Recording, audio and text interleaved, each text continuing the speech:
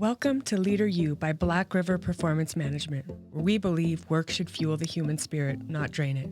In this leadership podcast, we will dive into the lived experiences of people flourishing in today's workplace and beyond. Join us to hear real-life examples of experiences from our own lives and from the leaders we know and trust.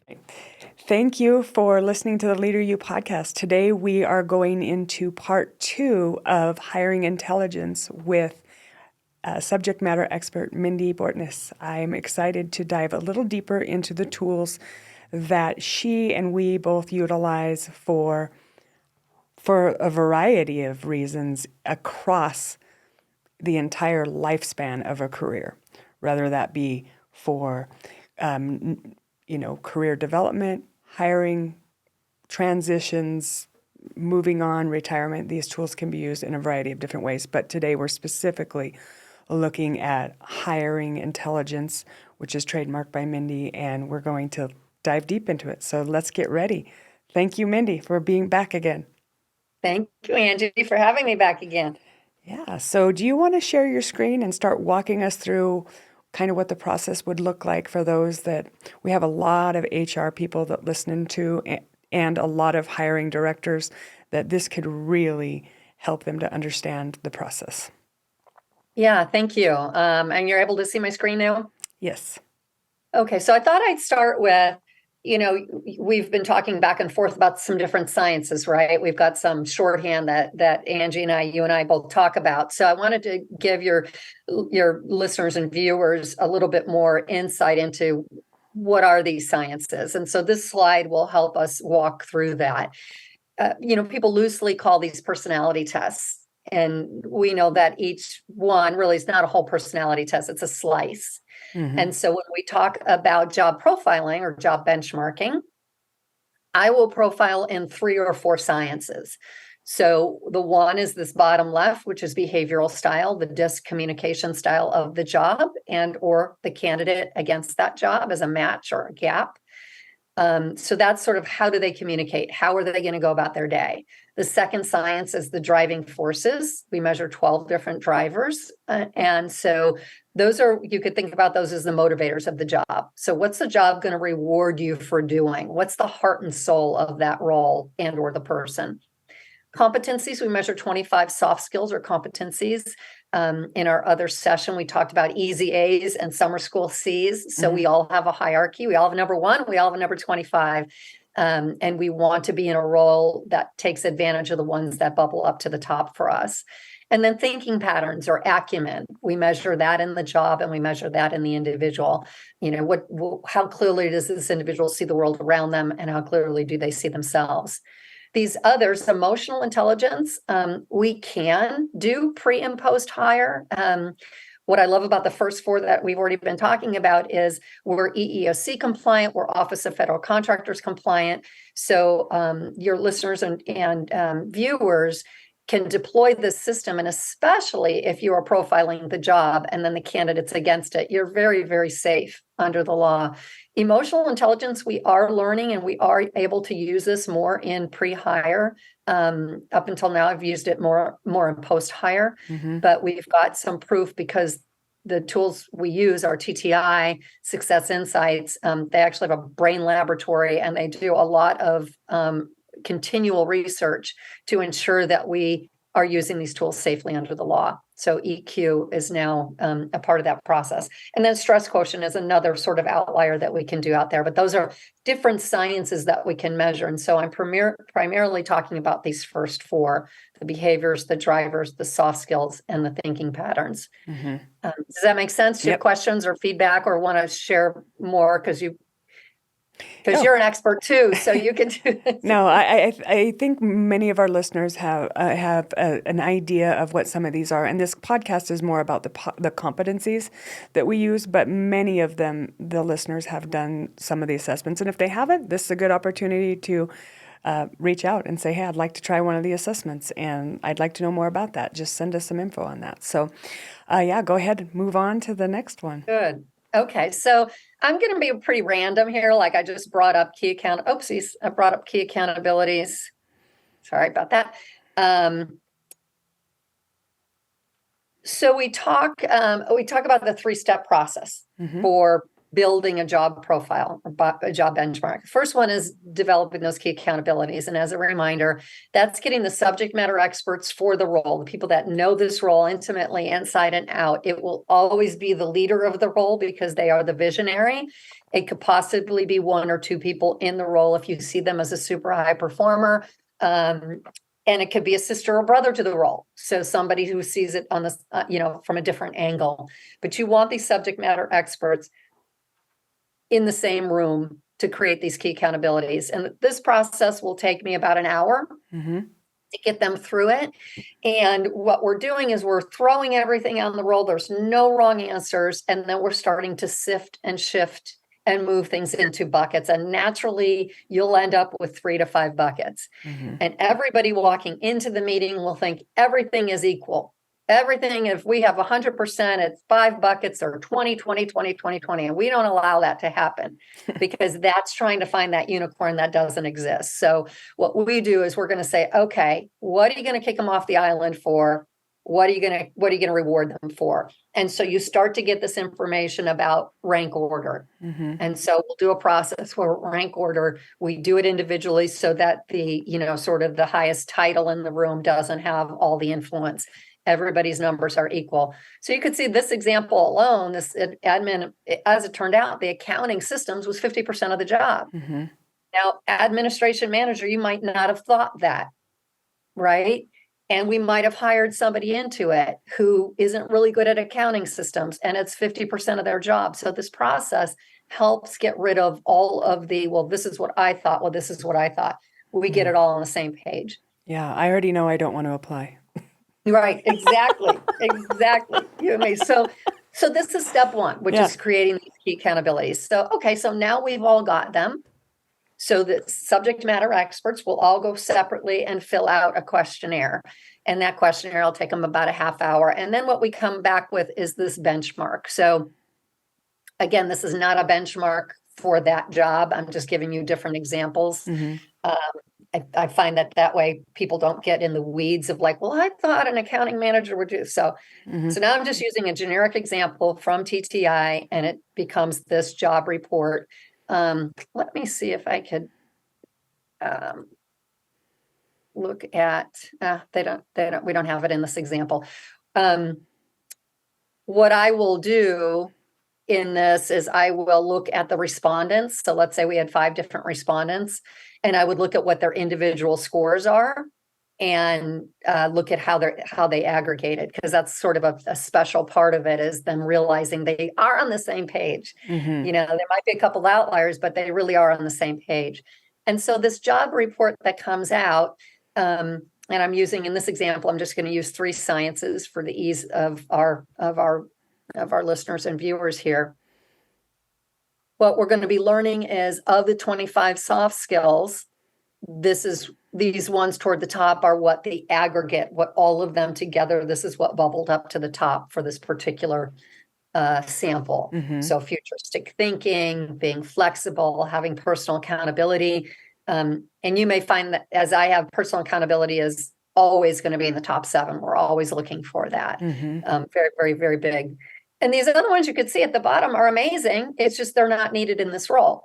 So I like to say there's not a bad apple in the bunch, but it's just, every job's going to be different. Right. Absolutely.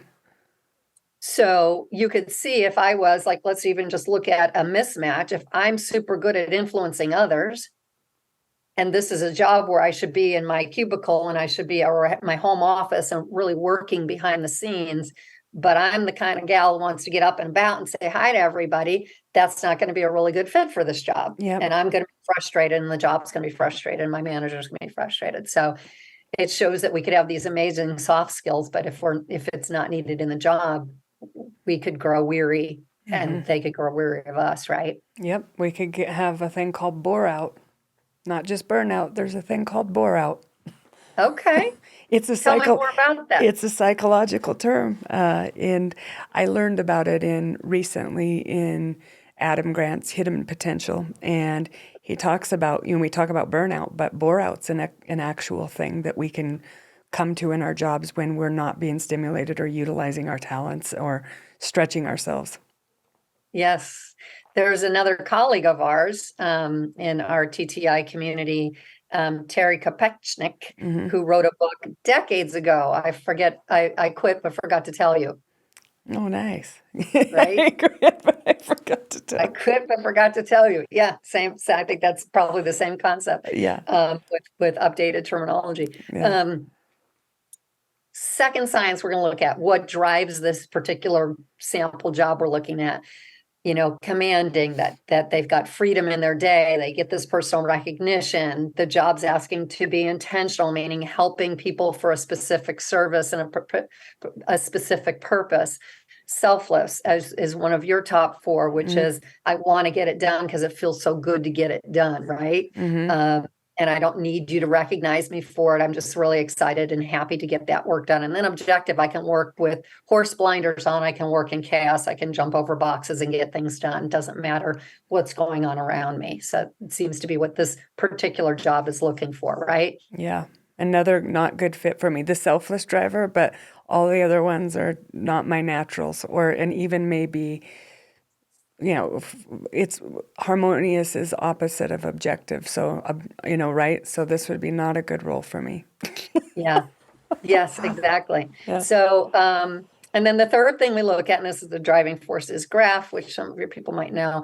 And the third thing we're going to look at is the disc style. And I'll go ahead and look at just this chart, but it's an extroverted, higher dominance. The red is the out and about and, getting quick results and fixing it along the way. And the influencer is meeting with a lot of people, a lot of contact, a lot of others. So a double dose of big picture, a double dose of being out and about. It's not as green, which is the steady in this example. It's actually a lot of process, not a lot of process, but a lot of action going on at the same time.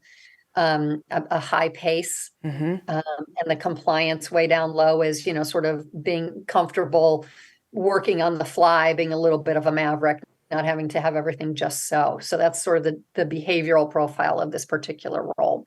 Yeah. And this is exactly where it comes so helpful when when you see all the candidates and get to see how they match up to this. So are you going to show that here in a minute? Yeah, I will. And so then, the second, once we sort of, everybody's like, oh my gosh, yes, that describes it, right? Because you got those subject matter experts who are rejoicing over the fact that they've nailed it, right? They've figured it out. They've nailed it. They now have this wonderful map for who they want to hire. We also, from an HR standpoint, can add in a deeper understanding of what we're looking at. So what does futuristic thinking really mean? We give you the definition that we're using. We give you examples of it. So this can be used in, personal development plans. It can be used in one-on-one conversations with your folks on like, it's not, we're not doing that well in this. What do we need? Why does the job need this? So performance reviews, things like that. We give a lot. It can also be used. This information can also be used for advertising to bring that right human in. Absolutely. Right. Use phrasing and that attracts them. It says, "Oh my gosh, that's me. I want this job. That sounds like me." And then the other very, very important thing for the hiring managers is making their job easy. Is we include competency questions. We include motivational questions, we include behavioral questions. So we're including a series of questions that you can use in your interviewing process to dig deeper into each of the top 7 competencies, the top 4 drivers, and the top 4 elements of the behavioral style. Yeah, those are helpful for sure. So that's, doing the key accountabilities, the subject matter experts going online and filling out the job profile questionnaire, and then this aggregated job benchmark, which is what this is called a job report. Now we've got that benchmark completed. Now we're ready to bring in potential candidates or assess them wherever you're going to put it in that hiring process, whether it's toward the front of the process after you've gathered the resume, et cetera, and you want them to take this link, or you're going to wait till you have your final 4 candidates. So when do you need the data? When do you need to know how good or bad of a fit they are from the inside out? And what we call this is a gap report. This gap report, it's a 19-page report. We really, for hiring process and purposes, we only need this last page. So what's happened is our client has given the candidates a link. They've gone online, they've taken a questionnaire that's anywhere from 20 to 30 minutes, 35 minutes. And we've gotten their results, and we've now done a direct comparison to the job. Mm-hmm. You've got an apples to apples comparison of, is this a good, strong fit from the inside out?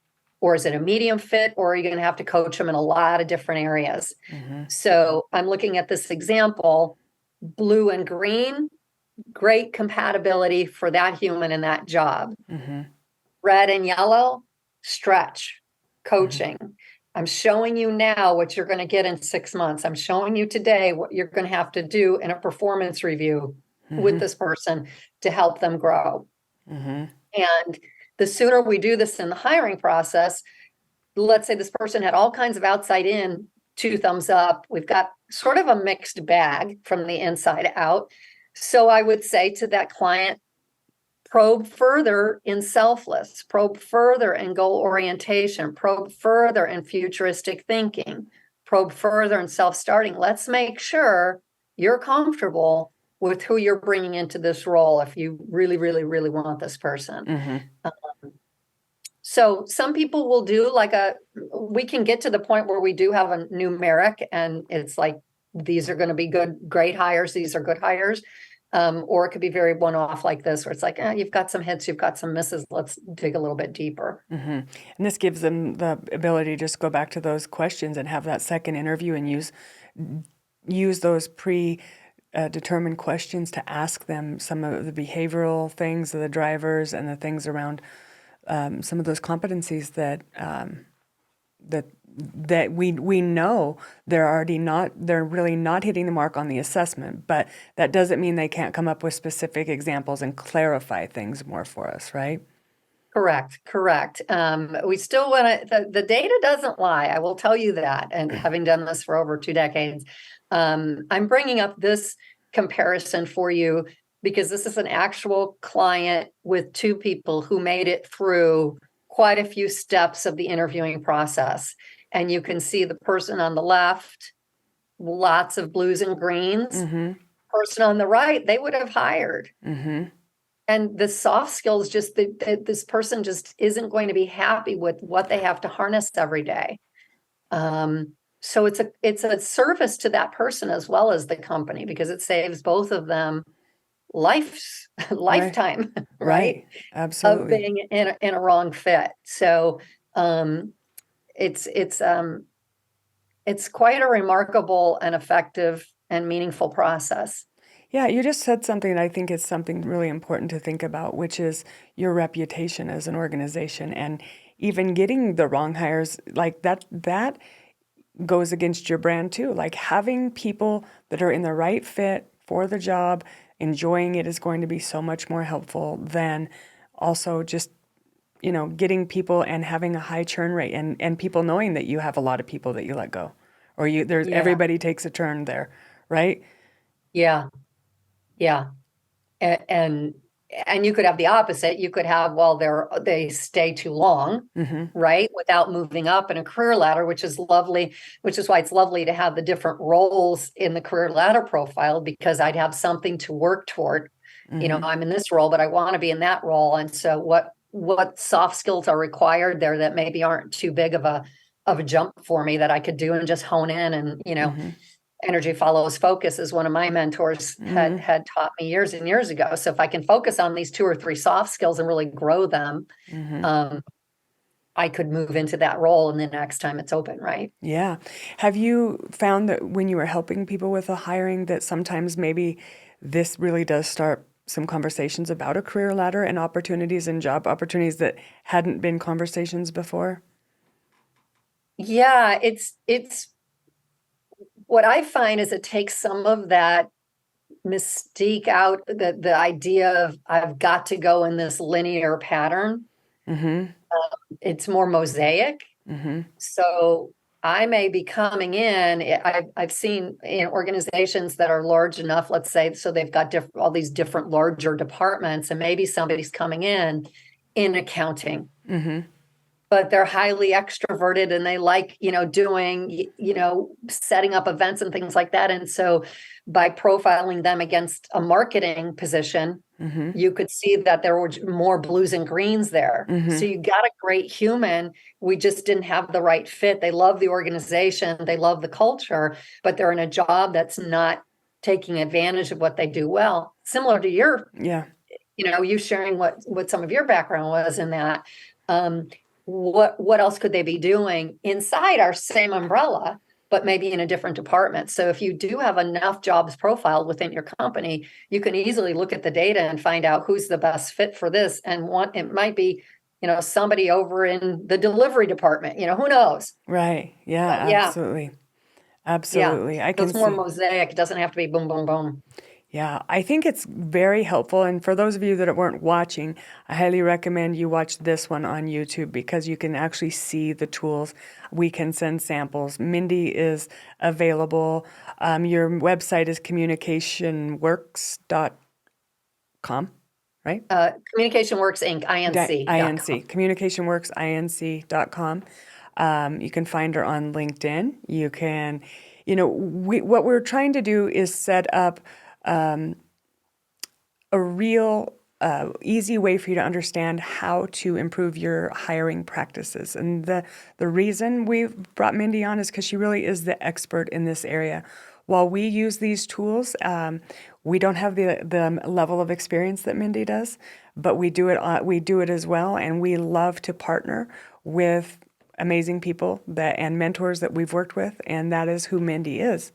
So if you have questions or would like more information or want to share this with your team, it's something that you could actually sit down, watch this video, decide, have a discussion on, some of the ways that you might be able to improve your hiring practices and bring some data into the mix. And so how do your clients generally reach out to you, and how do you get people knowing about you and deciding they wanted to work with you? Well, for great conversations like the one we're having today. So I know that anybody listening to you or watching you is a, high quality individual who cares about the subject matter, right? So there are people that are educating themselves and they come across you and me. So that's one. It's just that any sort of marketing event out there that's talking about this as a subject. And honestly, just referral, being an oldie, in the business, I'm fortunate enough to have developed good relationships over time. And I always try to exceed expectations as most of us do, right? So that I keep having more referrals come back. So I'm fortunate to have some clients that move from company A or B 5 years later, and 6 years later, they're at C, and they, tuck me in their pocket and bring me along with them. So yeah, I love those kind of clients. They move along and then all of a sudden they're bringing you along, and it's really a partnership. And that's what we have here. So if you reach out to Mindy, please let her know that you heard about her on the Leader U podcast. We want to see if our listeners are taking advantage of some of the education and opportunities that we are sharing with them. So yeah, mention that, and please just feel free to, ask us questions, ask for sample reports, see how we might help you improve your hiring practices with the help of Mindy. And I'm just really grateful for your time today and for your expertise in improving our own hiring intelligence. So thank you, Angie. I've loved working with you. Always, always, always. And if your listeners have any follow-up questions, they can connect with you or me for sure. Okay. Well, thank you so much, and have a great day, Mindy. You as well. All right. Thank you for listening to the Leader U podcast. If you found this podcast helpful, please share it with your network. And we would love to have more likes and subscribes and views. So thank you so much. This podcast is brought to you by Businesswomen of Pocatello, engaging, empowering, and educating women in business in Pocatello, unleashing potential, sparking success. In the heart of Pocatello, a vibrant community of dynamic women are rewriting the narrative of entrepreneurship and the business world. Meet our remarkable businesswomen of Pocatello, a collective force of like-minded individuals united by passion for growth, collaboration, and community impact. These visionary women are not just building businesses, they are cultivating and supporting a network that transcends traditional boundaries. Our community is a hub where business education takes center stage. Monthly gatherings provide an invaluable platform for these trailblazing women to exchange insights, share experiences, and dive into the latest trends of their industries.